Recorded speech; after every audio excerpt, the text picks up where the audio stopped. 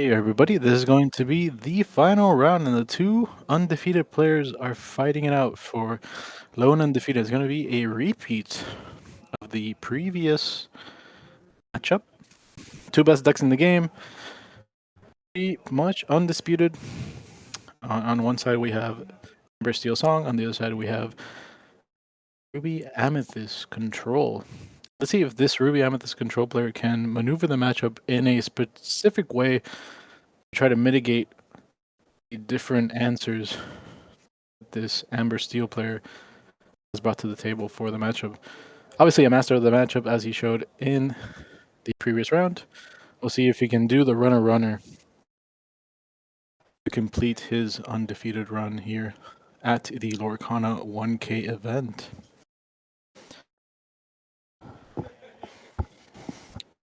One ink, Archimedes.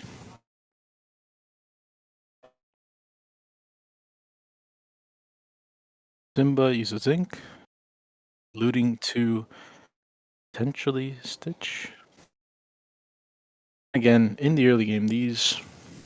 Oh, and we see Lilo instead of Stitch. That's fine. In the early game, we do see that these sort of 2-2 or X2 threats from the side of red-purple in order to maintain board control are only good for a certain amount of time, and they do have expiration, as Grab Your Swords does just clean all of them up. So to be very careful to play around that card does the Amber Steel player, or does the control player against the Amber Steel player. Sequencing, very important. Doing Lilo first, just in case. And then Stitch right after. Stitch matching with this Archimedes, so it's going to have its lore for free anymore. Lilo not being able to trade it with that.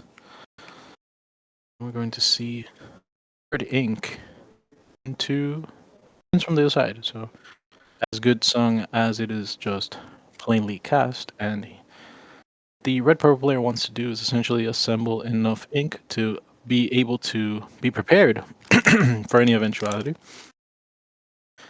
And alternatively, the Amber Steel player wants to end the game before those eventualities come. So again, a lot of We've Forgotten Me being inked, and this is a matchup where every inkable and uninkable is important. Card is quite good in my experience, but it might just be a consequence of this magic mirror already being in play, mitigating the effectiveness of that card. So it being chosen to be inked at this moment in time, and we do see a Zeus punishing this early questing from the side of Stitch. Powerful. Zeus, a card that is not typically seen in these decks, but is a recent innovation due to all these sort of aggressive questing decks just, in a way, replacing or supplementing the count of Rafiki, the blue-purple strategies. So, red-purple strategy. So, definitely good to have in this scenario. And we do see the downside of it, as it can get taken care of by this Tinkerbell. Tinkerbell not typically wonderful in combat, but because Zeus has no attack power during the opponent's turn, Tinkerbell just cleans it up.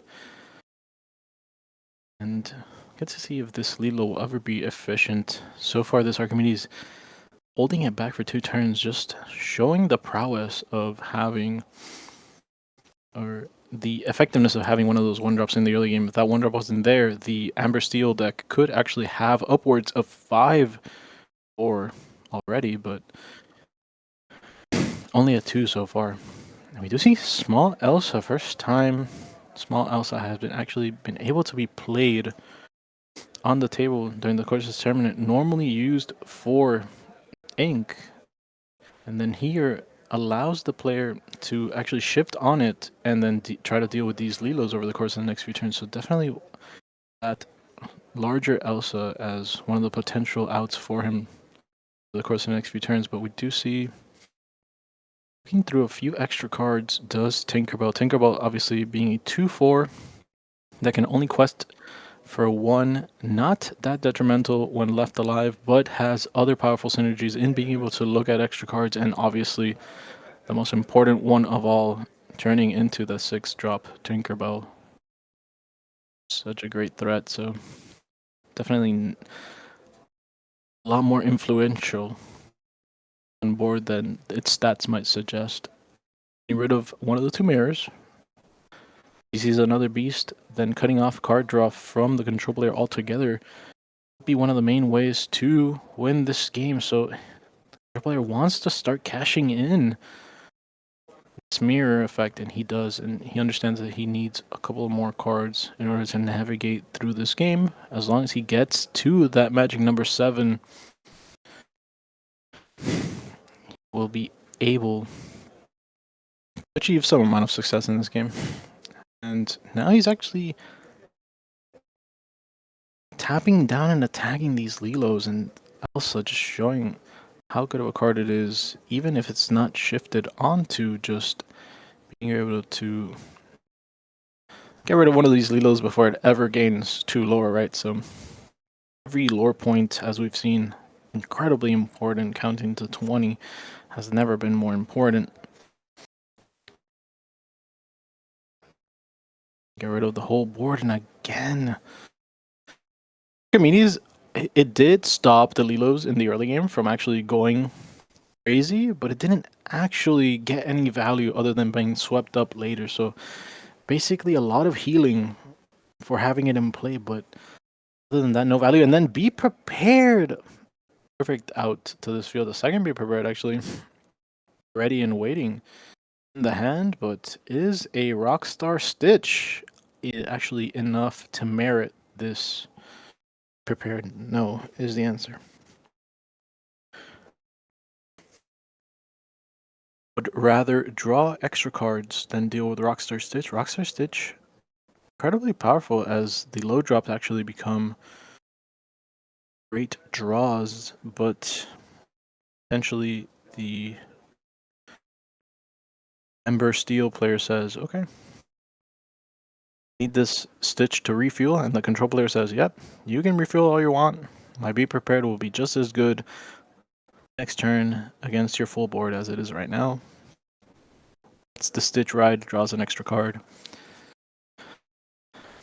Good sequencing from the control player all around, and we do see this one drop 2/2 in the format Archimedes was good enough to stop cascade of Lilos in the early game. Did not overcommit into that grab your swords. And because of understanding that part of the matchup, is in a decent spot here in this mid game. So we do see that one small punish from allowing sort of Stitch to have run rampant last turn is that he does get the quest for 3, the Ember Steel player does, and so getting a little extra value from that Stitch, and also cycles a lot of the mediocre draws that were on top of the deck. We did see a few 1-drops on top of the deck, so it was not inconsequential. The choice he made to draw an extra card over just Be Preparing Stitch, but again, Stitch number 2, this one going to be as consequential as the first one. See an Aladdin. Now if he does actually quest with the Rockstar Stitch, the larger Aladdin would just completely dumpster him on the way back, so you want to be careful not to quest with it, and he does recognize that, goes ahead and passes without using Rockstar Stitch. And again, just understanding the outs that the control player has and playing around those does the Amber Steel player has done so well, and the Aladdin was actually in hand, so that was a good patience shown. Again, if he doesn't have Aladdin, he does have Breathe Fire, so that Dragon Breath again, so good at tagging different cards that have not quested yet. Stitch being no exception. for Rapunzel, no value. Rapunzel, the only value that's gonna get in the matchups like this, because again, red purple deck does not deal chip damage, so Rapunzel will just actually gain upwards of 2 to 4 lore depending on the game state. Then it inevitably meet its end, but for right now, it's not looking too terrible. Although, goes shifting play. That's a hard cast play. Actually, just brings up his lore, brings down the opponent's lore, and I say that is the turning point of the game. Whenever an Aladdin resolves, it just feels inevitable at that point. Shield to boot with Aladdin. Aladdin plus shield. Trusty combo. No wide board can ever get through. You see a little bit of a chip damage. This is Rapunzel looping. But Rapunzel looping in the face of Aladdin just does not feel like the most optimal thing to be doing. He must do what the cards in his deck allow him to. Oh, and a smash! Very timely smash. Allowing him to deal with Aladdin and actually dealing with Aladdin in that particular scenario lets Rapunzel potentially untap, and that was a crucial smash because if that Aladdin got even more value, I doubt the comeback was possible from the side of the Amber Steel player. But again, I have been proven wrong time and time again when it comes to the longevity of this Amber Steel strategy. Maui tagging Rapunzel, making sure it doesn't or twice, and critical. So having only 6 lore does the Amber Steel player almost the same as the control player at this point in the game does not bode well for him. As he has done before though, fighting the good fight. Go to Master Class even at a deficit. The second game of the previous match. It's possible that he gets to outgrind the control deck in this scenario as well. And see an untap. To see a draw. And what is going to be the card that breaks this parity? I do want to believe it's something like an Elsa. It gets played on this field. Wreak havoc in there. There is Elsa, like we mentioned. And again, this Maui just so much value. So few consequence.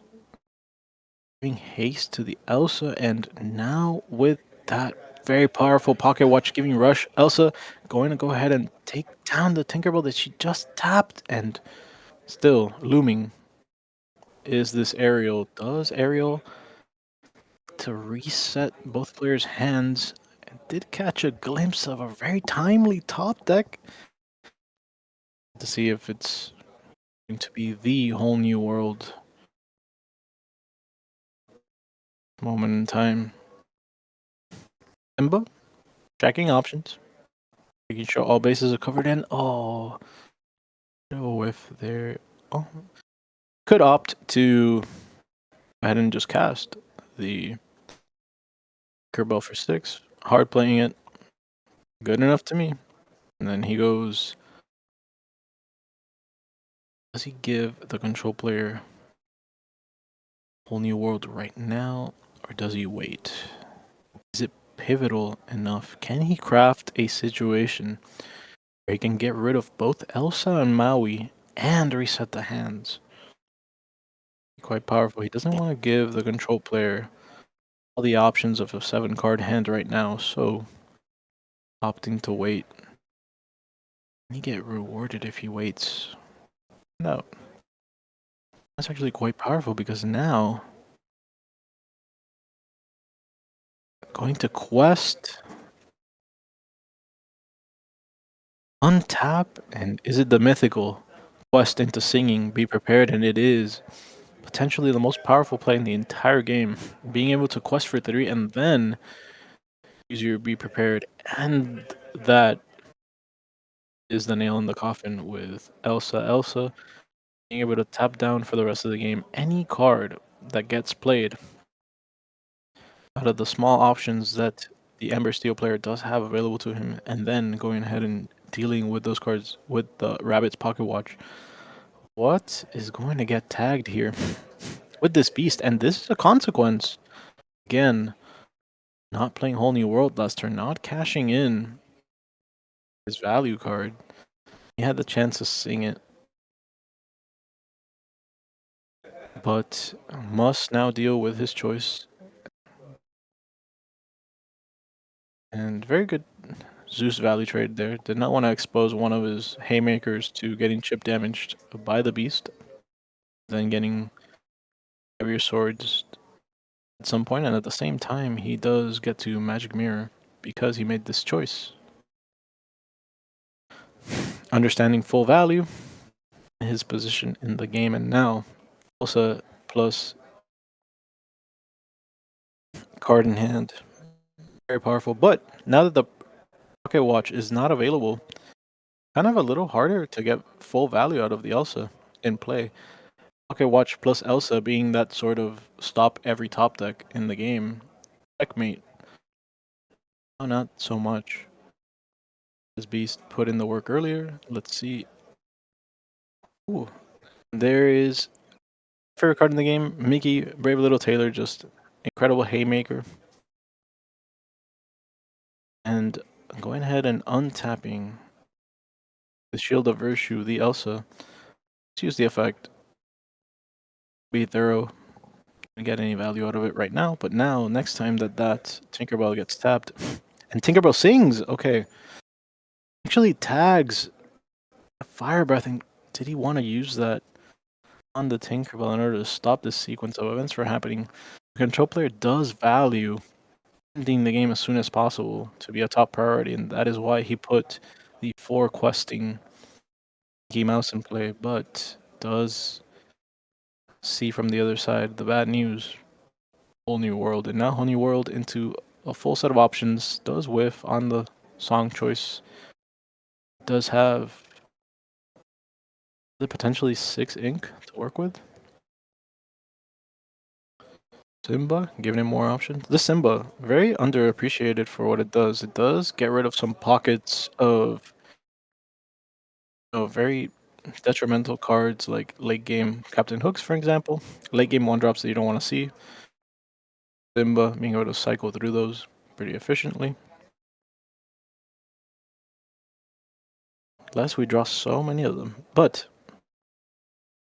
lower count to Be Prepared, because Be Prepared can be seen in the discard pile. So again, if Be Prepared shows up, it'll tag something like this Brave Little Tailor and this Elsa.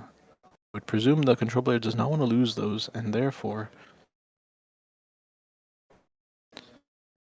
Be Prepared will happen, but Maleficent will in fact happen. I'll have Breathing Fire. I'll just summon the dragon that breathes fire for me. So, wonderful little play there, and get a follow-up untapping Mickey. So Mickey gonna close out this game in short order, having the highest questing power in the entire game. A hefty cost of 8, but right here in play, seeming like a powerhouse. Really love that card. See Simba just cycling through, little by little. Ember Steel hoping,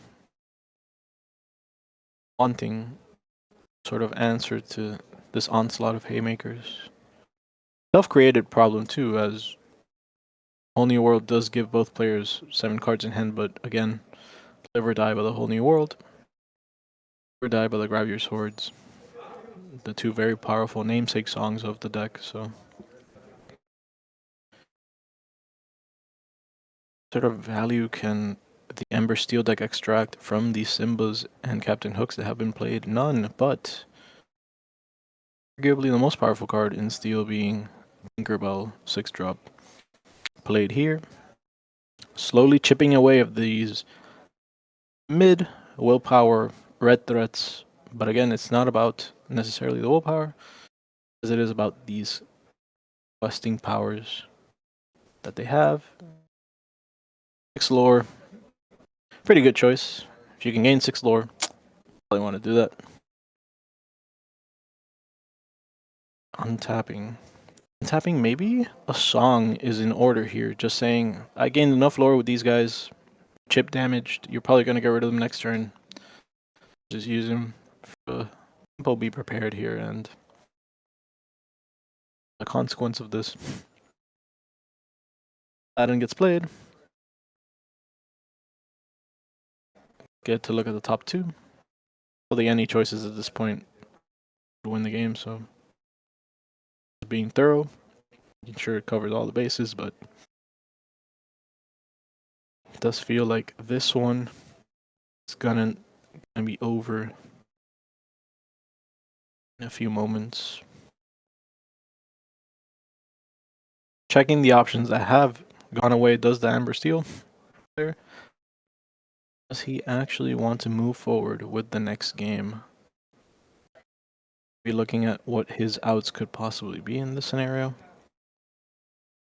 What could he have maybe done differently? I didn't see anything in particular. It just felt like he was a little bit in the defensive from even the beginning. Maybe did not at the most perfect start, again having to deal with that Archimedes in the early game. His Lilos did not get almost any value, if any. A tragic mid game overall. Tinkerbell is not necessarily getting the full value that they needed to. And we see Inspiration, grab your swords. Just using ink while it's available might not be enough. Zeus there. Zeus, a rush character that also does incredibly well at questing, so great option in these control decks. And Kiki again costs one less, but smaller in terms of willpower. Not as powerful for trying to close out the game, which purple desperately needs. Maybe just a better option in that slot overall. Again, we do get to see a little bit of card information. I do believe this is just card counting. Let's get to see as much information as possible before moving into game two. Game one will go to the purple red player. Artful, one way to describe how he's done in game one. Showing his prowess in the matchup, understanding that he does not need to overcommit with 1 and 2 drops. He only needed that 1/2/2 in the early game to stunt the development of those Lilos, and here is the concession. As aforementioned, got it as much value as he could in that scenario, getting to see the opponent's grave. And we're going to move on to game two. So here's going to shuffle up. Pretty decent time left between after game one. Things considered. We're going to take a break. We're going to do the same. We'll be back once they present in round two.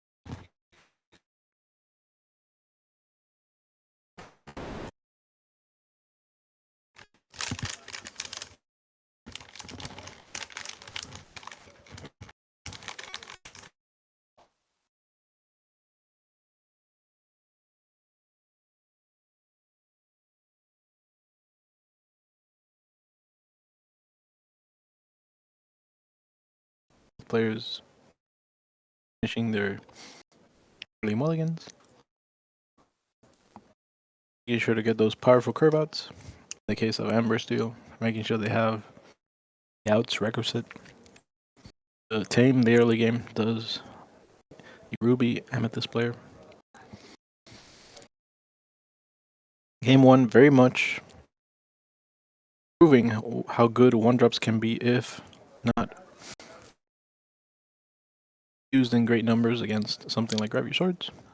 It's good matchup knowledge from Ruby Amethyst player, and we get to see Lilo turn 1. So this is it. Lilo on the play against the red-purple control player. With no 1-drop, might I add. And red-purple surmount this Lilo start with no answer. We do see the 1-2 punch. Lilo, Simba. Friends as old as time itself.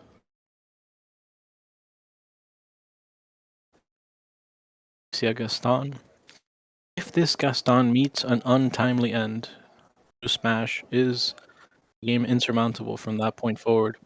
The game already insurmountable. That's something like a Rafiki. Not having Rafiki as opposed to something like Zeus actually matter in this game. Game is reasonable here. But again, there's so many other powerful 3-drops. I don't fault this player for choosing Zeus as his rusher of choice. I think it's actually been quite good so far, but in a situation like this, on the draw against Lilo Simba, this is where it hurts the most. What 3-drop of choice does he go with? Elsa, largest statted body, getting rid of Simba. Again, Lilo, third sideways in a row.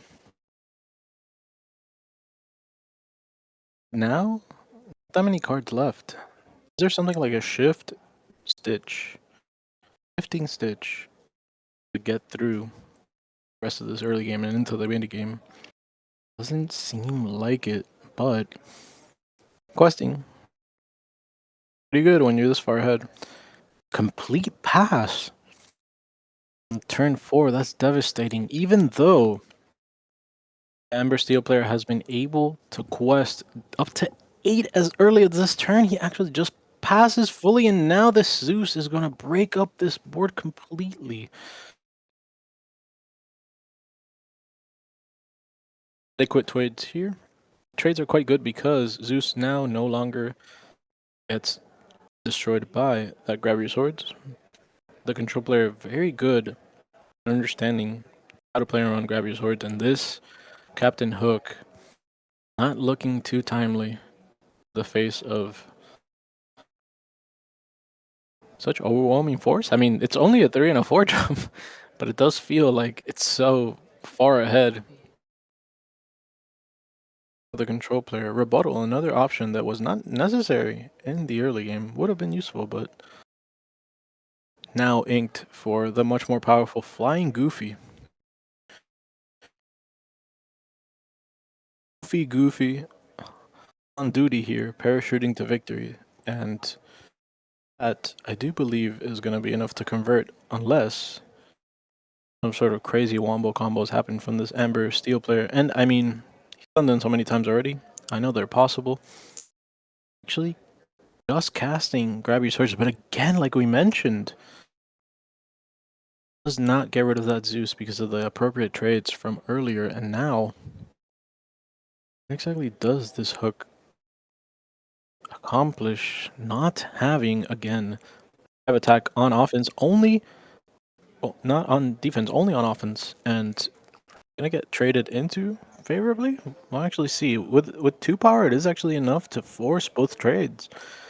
So it's going to need something like a Fire Breath, but no longer available. So actually, this Captain Hook, against all odds, is very much going to get his value. And identifying the fact that he is more or less in control, just goes ahead, says, I'll bite the bullet. I'll get rid of my 2 cards for your 1 card. As long as you don't get to lore anymore, it's fine with me. Actually appreciate that choice. Now, another ink, playing Zeus, passing turn, prepared at the ready, top decks at the ready. But the only thing is not at the ready is actually card advantage. And without card advantage, we all know purple not as effective as it could be. And the most timely top deck I've seen all tournament. We're going to go ahead and fire breathe that Tinkerbell away. We're going to go ahead and quest for 2. It's happening. 2-0 reversal from last match. In favor of the control player. They do it. It's gonna be enough. You're gonna surmount Lilo Simba opening on the play. I can't possibly imagine. No one drop. Lilo Simba still fighting. Still in control. Still likely to achieve victory in this game. BR guest. Never seen a more important BR guest. Finds Ariel. Slams it on the table. He considers. Keeps. Casts. Effect. Reveals. It's time to not whiff. Right about now. To run again. Runner be our guest. Can't possibly find. He's gonna have to wait a turn unless he wants to ink. Maybe he inks the viewer guest in favor of another option. Contemplating. Again, we've seen him not want to use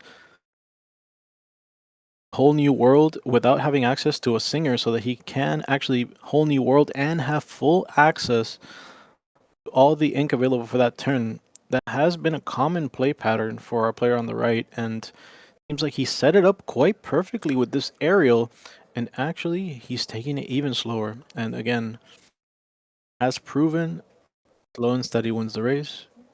Did it previously, he's doing it now. How much time does he actually want to give the red-purple deck? Again, red-purple only in this position because he has not established some sort of card advantage engine, but that can change with every top deck. And is the game plan don't give the control player extra cards? Once he sees something along the lines of mirror, along the lines of queen, is it then that we cast Whole New World? That's probably what he's waiting for. Probably what both players are waiting for. But as long as you can keep breathing fire, doesn't opt to use it on the Lilo, and incredibly dangerous situation here. Letting Lilo stay on the table with this aerial also in play. Aerial incredibly powerful. Early on, underappreciated, but just a powerhouse being able to sing 2 cost over her weight. Powerful lungs. On aerial. But are they enough?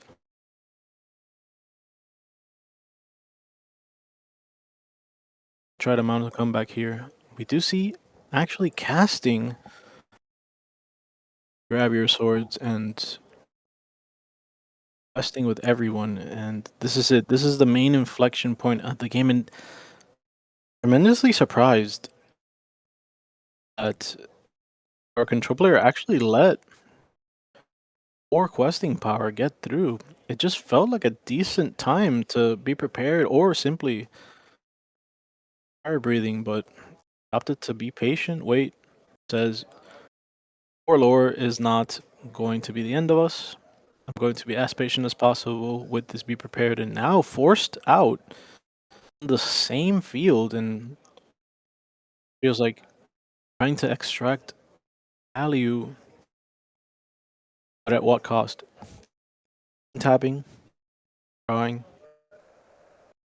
not the card advantage source item that he's looking for. An item nonetheless, but does the pocket watch actually do anything here? Aladdin played first. Maybe signifying that pocket watch is going to become ink at some point, if the case is necessary. Because again, Aladdin can just gain Rush with that watch, and it's safer in the hand. But as we know, Amber Steel not that good at getting rid of healthy threats. Mostly just uses chip damage combination with grab your sword, smash, in order to accrue card advantage. But not that good at dealing with this Aladdin. So this Aladdin will be here for the next turn. Will disincentivize any sort of questing. And our Amber Steel player says, that's okay. I don't need a quest. I just gotta go whiffing with my aerials.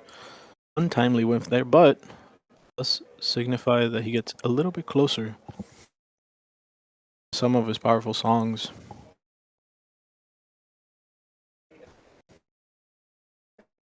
How much value can he expect to get?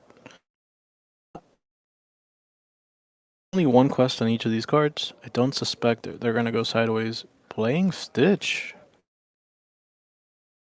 Stitch incredibly powerful at shifting into the larger Stitch. Oh, and this at the inflection point here, just symbolizing okay.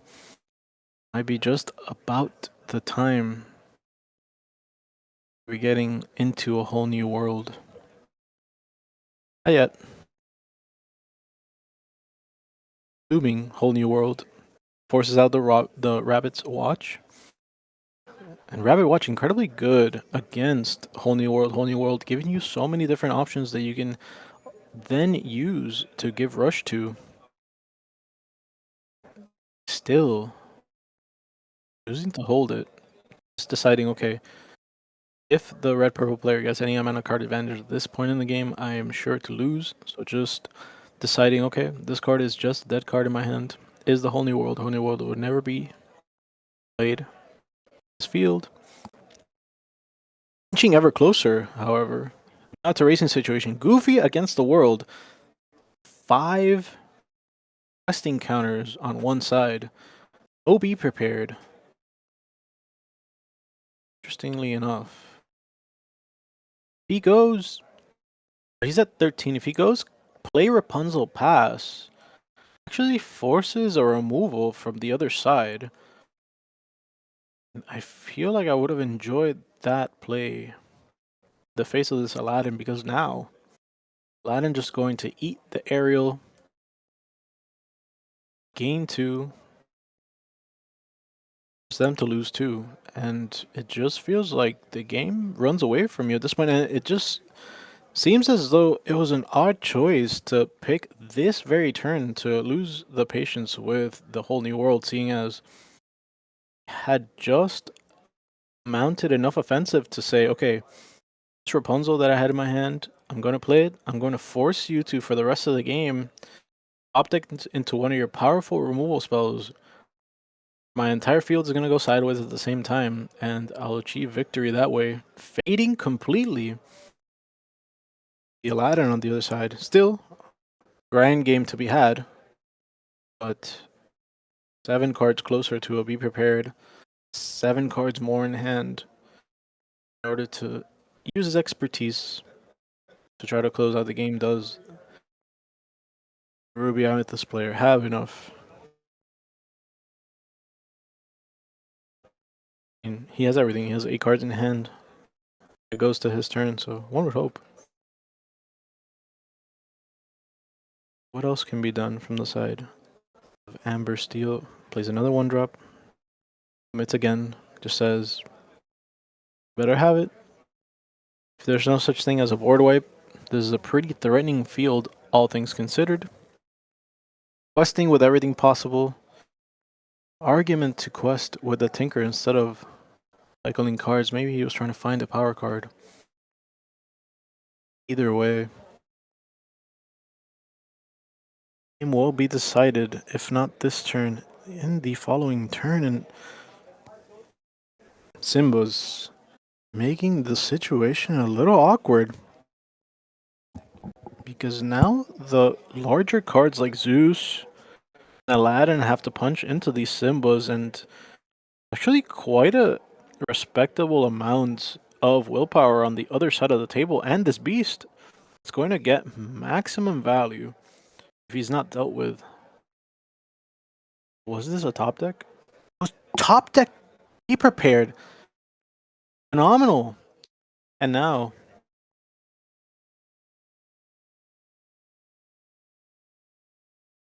world is inevitably his oyster. Ooh, Aladdin's damage going away slowly. Aladdin's just healing just enough to stay afloat, and at the same time giving access to that larger Aladdin in hand. Absolutely fantastic. Third Aladdin.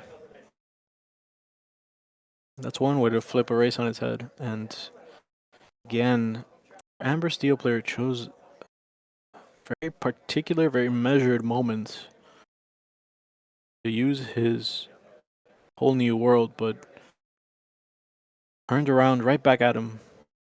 Be prepared. These songs, these two namesake songs for both decks, having cataclysmic impact. But in the end, little Simba, can he find the outs? He does. Finding. Okay, so now all the Aladdins are gone. Grab your swords. Proving effective early, mid, late, all scenarios, even before the game starts. Card is absolutely crazy bonkers. But even more crazy bonkers cards, Aladdin. In Sagro, we've seen it be a powerhouse. Looming on the table every time. And our control player leans back and says, "Is this enough?" Ember Steel says, "We can do this all day."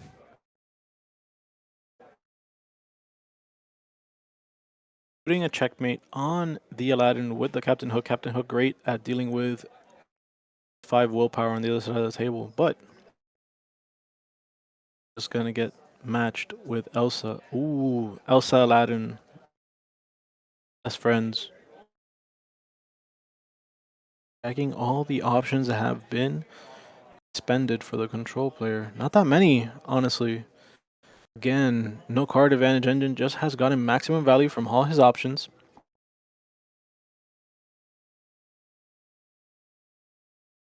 And instead of ever closer, it's ever farther away for our Amber Steel player.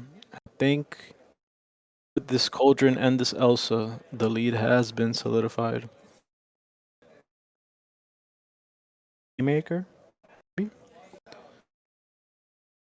does have Tinkerbell, does have 4th Aerial. Does not give up this song deck. Let's find one. Does he even want it? The question.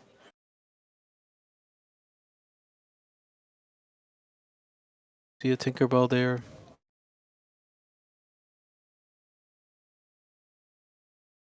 Is this Aladdin getting to untap?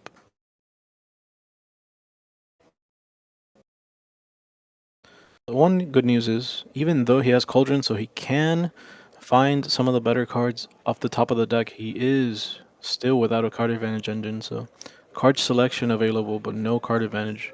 But the control player hasn't cared. He's just said, okay, he's gonna extract as much value as possible from these cards.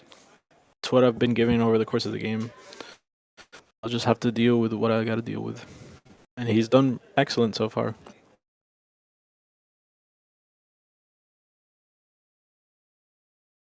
At 11, perhaps everything would go to 15. It's just not close. Second Elsa?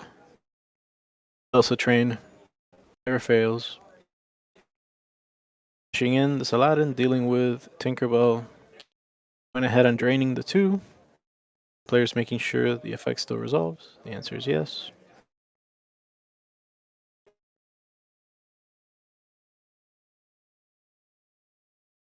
Simba doesn't untap from the previous Elsa. Fine. Relatively inconsequential. And here's going to be last top deck. Amber Steel, soon to extend a hand in the face of the Elsa train. Fought a good fight, but in the end,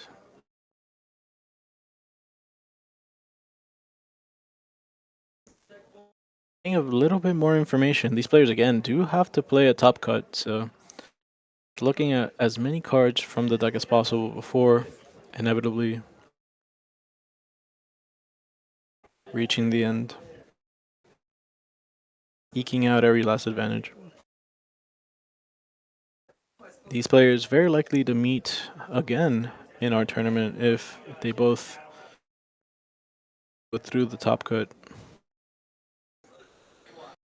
For right now, it does look like the first bout between them goes to the control player. Momentarily, you would hope. Considering his options, doesn't want to go up just yet. Knows that his deck is very capable, but in the end does. And the hand. And we'll see both these players in top cut. Fantastic job for our lone undefeated Ruby Amethyst deck. Incredibly powerful. Still considered one of the two best decks. And showing it off there. So we'll be back with top cut, everyone.